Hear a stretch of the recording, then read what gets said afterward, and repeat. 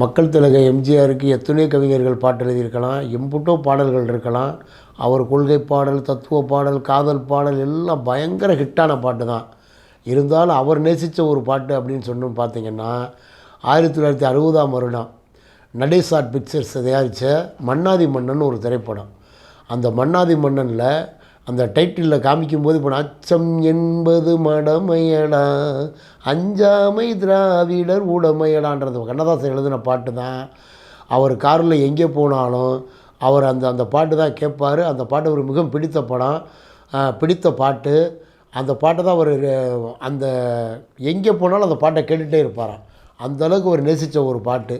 அது பின்னால் பல பேர் கூட ரிங்டோனாக பல ஆள் வச்சுருந்தாங்க அந்த பாட்டை.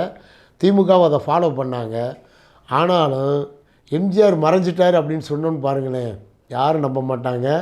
எம்ஜிஆர் இறந்ததை புதிய தூர்தர்ஷன் கிட்டத்தட்ட 3 நாள் லைவாக ரிலே பண்ணி அடக்கம் பண்ண வரைக்கும் காமிச்சா கூட, இன்றைக்கி நீங்கள் போய் பார்த்தீங்கன்னா பல ஆளுங்க அந்த எம்ஜிஆர் சமாதியில் பார்த்தீங்கன்னா காதை வச்சு கேட்பாங்க. ஏன்னா அவருக்கு அந்த கண்ணாடியும் அந்த கைக்கடிகாரத்தையும் கழட்டவே இல்லை. தொப்பி கண்ணாடியோடு எப்படி தோற்றத்துலேருந்து அதே மாதிரி அதை அடக்கம் பண்ணாங்க.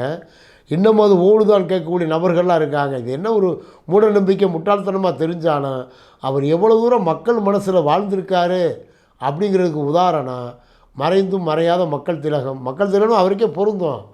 அதே மாதிரி இவர் இறந்ததை நம்பாத பல கிராமங்கள்லாம் உண்டுன்னு கூட சொல்லுவாங்க. எம்ஜிஆர் செத்துட்டார், யாரா சொன்னது, இவர் இருக்காரான்ற மாதிரி தான் இன்றைக்கி வரைக்கும் அந்த எஃபெக்ட் இருக்குன்னா, திரைத்துறையிலிருந்து அரசியலுக்கு ஒருத்தர் வந்தால் அவர் நல்லவராக இருப்பார் அப்படிங்கிற கான்செப்டை உருவாக்கிட்டு போனது புரட்சித் தலைவர் மக்கள் திலகம் எம்ஜிஆர் தான். இந்த ரெட்ரோ ரசிகன் சேனலில் அவரை பற்றி இவ்வளோ தூரம் விரிவாக பகிர்ந்துக்கிறதுக்கு வாய்ப்பு கொடுத்த நேயர்களுக்கு, நல்ல உள்ளங்களுக்கு நன்றி. இன்னொன்று உங்களுக்கு முக்கியமான விஷயம், நீங்கள் இதை லைக் பண்ணணும், சப்ஸ்கிரைப் பண்ணணும்.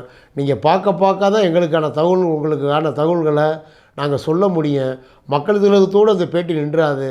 நடிகர் திலகம் இருக்காங்க, சூப்பர் ஆக்டர் இருக்காங்க, காதல் மன்னன் இருக்காங்க, ஜெய்சங்கர் இருக்காங்க, எண்ணிலடங்கா நடிகர்கள் பல பேர் இருக்காங்க. அவங்கெல்லாம் வீடியோ போட்டு உங்கள்கிட்ட பகிர்ந்துக்கிறதுக்கு ஒரு வாய்ப்பாக நீங்கள் இதை மேற்கொண்டு ஆதரவு தரணும்னு கேட்டு எனக்கு வாய்ப்பளித்த ரெட்ரோ ரசிகன் சேனலுக்கு நன்றி சொல்லி விடைபெறுகிறேன். நன்றி, வணக்கம்.